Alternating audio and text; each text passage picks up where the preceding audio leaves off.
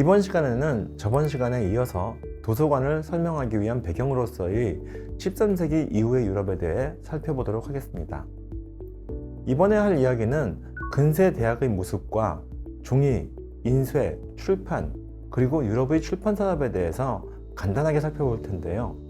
이 부분은 앞서 이야기한 역사적 배경보다 도서관과 조금 더 밀접한 관련이 있는 배경입니다.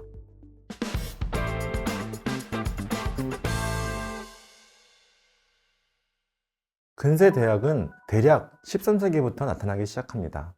대학의 출현을 설명하기 위해 살펴볼 가장 중요한 두 개의 대학은 볼로냐 대학과 파리 대학입니다. 볼로냐는 베네치아에서 좀 떨어진 상업 지역에 위치하고 있으며 당시 볼로냐 대학은 법학이 중심이었습니다. 파리 대학은 파리에 위치하고 있고 신학이 중심이었는데 실제로 파리는 로마와 함께 상당히 중요한 종교적인 중심지였습니다. 그래서 성직자가 되기 위한 사람들이 몰려들었고 성직자가 되기 위한 사람을 위한 교육기관으로서 파리 대학이 태동하였다라고 할 수 있겠습니다. 볼로냐는 베네치아에서 발달한 상업이 아마도 그 배경이 되었을 것이라고 보는데요. 상업에서는 실제로 많은 법률적인 문제들이 나타나게 됩니다. 왜냐하면 상업은 대량의 물건에 왔다 갔다 하기 때문입니다. 또한 그 물건은 매일 조금씩 들어오는 것이 아니고 배 하나에 가득 실어 가지고 들어오게 되는데 일정치 않고 상당히 불안정했을 겁니다. 그래서 그것을 사다가는 것에 대해서도 투자를 했어야 됐었고 그런 투자에 반드시 이익을 얻는 것도 아니고 여러 가지 위험 요소가 있었기 때문에 투자를 했음에도 불구하고 손해를 보는 경우도 있었겠죠. 그리고 투자한 시점과 이익을 보는 시점이 최소한 몇 개월에서 최대 몇 년까지도 있었을 것이고 투자금을 회수한다거나 이익을 보는 것이 불확실했을 겁니다. 그럼에도 불구하고 이익을 좀 더 많이 내기 위해서는 여러 사람의 부를 모아서 투자가 됐을 것이고 그러한 투자 속에서 여러 가지 계약의 모습들이 나타났을 겁니다. 그렇다면 계약을 어떻게 이행해야 되며 그것이 불이행될 때는 어떤 식으로 해결해야 될 것인가, 이러한 부분에 법률적인 부분들이 많이 연결되어 있죠. 그래서 볼로냐 대학은 베네치아라는 중요한 상업 중심지를 기반으로 하여서 그러한 법률적인 요구에 맞춰서 설립된 것으로 이해할 수 있습니다.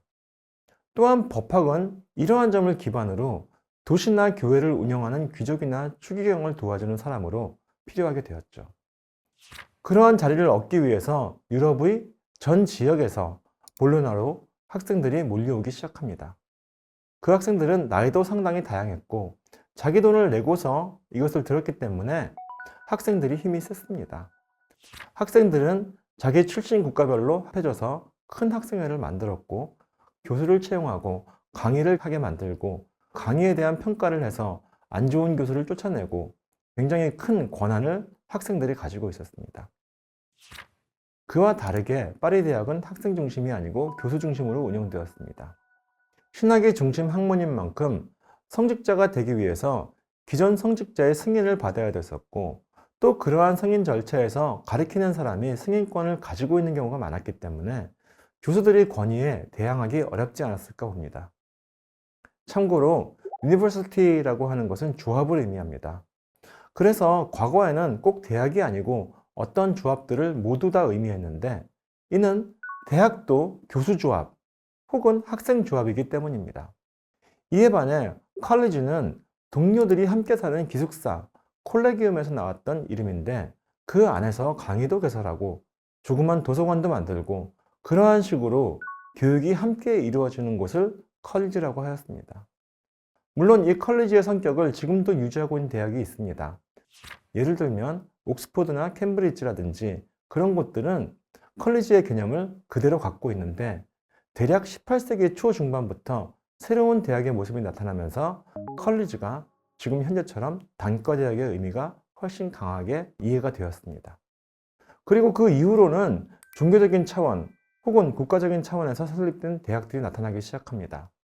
대표적으로 나폴리 대학 같은 경우에는 나폴리를 통치하고 있던 아라곤이라고 하는 왕국에서 설립한 것으로 알려져 있고요. 살라망카 대학은 스페인에서 지배자가 종교적인 배경을 가지고서 설립된 것으로 알려져 있고 프라하 대학도 14세기 정도에 나타났는데 체코 왕국에 의해서 설립되었습니다. 대학은 4개의 학부가 있고 신학, 의학, 법학과 철학은 구분이 되는데요.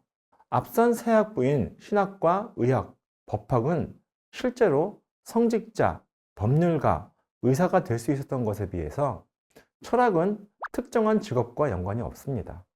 그런 면에서 실제로 학생들은 먼저 모두 철학부에 들어가서 3년에서 5년 정도 배운 다음에 거기를 통과하면 신학, 의학, 철학부에 들어가는 그러한 모습으로 운영되었습니다. 학습 내용은 새로운 내용을 연구하는 것보다는 기존의 내용을 전수하는 데 목적을 두었고요. 16세기까지도 대학의 필요성, 성격들이 계속 유지가 되었는데 르네상스, 종교개혁이 영향을 미치고 인문주의가 강해지면서부터 대학이 그렇게 환영받지 못했습니다. 교육기관으로서는 그 필요성이 어느 정도 있었으나 교육을 담당하는 학자들이 가고 싶은 곳은 아니었습니다. 대학 스스로도 상당히 보수화되었는데 결국은 대학 내에 있는 교수들끼리 친척 관계라든지 아니면 대학에 있는 교수와 대학 바깥에 있는 관리가 어떤 특정한 관계라든가 그러한 관계를 통해서 대학이 생존을 할 뿐이었습니다. 그래서 15세기 이후의 대학을 가족대학이라고 많이 하고 있습니다.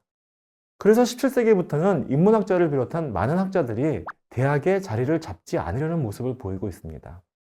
대표적으로 베이컨이나 라이프니츠라든지 그런 분들이 대부분 대학에 몸담고 있지 않았습니다.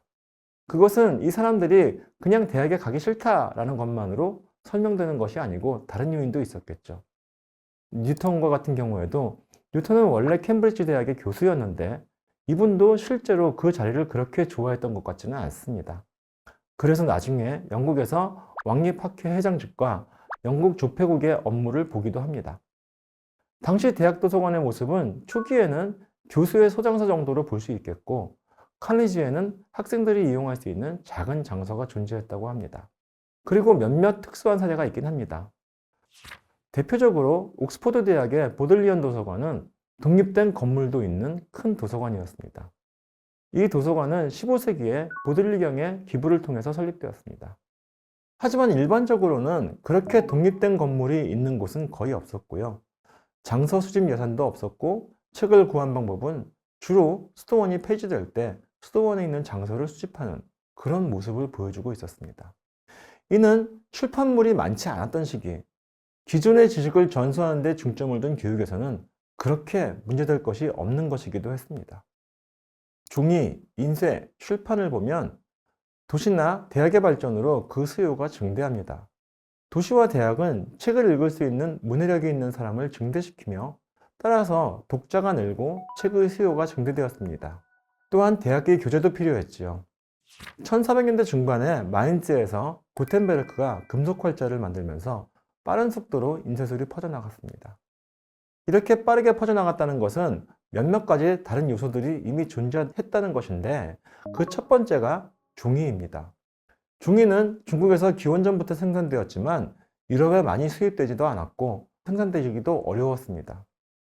그래서 양피지를 많이 사용했는데 그 가격이 상당히 비쌌습니다. 양피지는 송아지 가죽으로 만들어지는데요. 송아지 배를 갈라서 한 겹을 벗기고 난 다음에 무두질을 해서 지방질을 빼고 부드럽게 만든 다음에 말리는 공정이 들어가는 아주 비싼 것이었습니다. 종이가 유럽에서 생산된 때는 13세기에 아라곤이라는 나라가 있는데 그 아라곤에 있던 한 지역에서 수력을 이용해서 종이를 생산했다고 합니다. 동양에서는 당나무의 섬유질을 이용해 종이를 생산했는데 유럽에서는 아직도 그러한 기술이 없었던 것 같아요. 그래서 초기의 종이는 기본적으로 헌옷, 걸레와 같은 것들을 잘게 찢어서 다시 만들었다고 합니다. 하지만 그럼에도 불구하고 종이의 가격은 양피지보다 훨씬 저렴했죠. 아마도 이쯤부터 저렴한 기록 매체가 필요하기 시작했던 듯 합니다. 이는 기록의 수요 증대, 새로운 지식의 생산, 문해력을 가진 인구의 증가 등이 그 배경이 될 수 있겠지요. 15세기 말이 되면 이탈리아와 플랑드르 지방에 굉장히 많은 인쇄소가 나타납니다. 이는 앞서 얘기했던 책의 수요의 배경이 되는 요인들이 이미 충분하였다고 할 수 있습니다. 인쇄술 발명 이후에 압착기를 이용한 인쇄 기술은 18세기까지 계속 이어집니다. 그런데 인쇄 초기에는 작가는 출판으로 돈을 벌지 못했습니다. 작가가 책을 쓴 동기는 물론 자신의 지식을 확산시키는 것과 함께 스폰서십 아래에서 생계를 유지하는 것이었다고 할 수 있겠습니다. 즉, 영주나 추기경 혹은 대부호 상인의 스폰서십을 받는 것이죠. 이익은 주로 출판업자들이 남겼다고 합니다. 그래서 다양한 해적판이 등장했고, 이 때문에 또 한 번 판본의 개념이 정립되었고, 이와 함께 출판사, 출판 도시 등이 책을 파악하는 데 중요해지기 시작했습니다. 16세기 영국에서는 오늘날 저작권과 같은 법률이 만들어지기는 했습니다만은 국가의 영역 밖에서, 그러니까 영국 바깥에서는 큰 영향력을 발휘하기 어려웠던 듯합니다.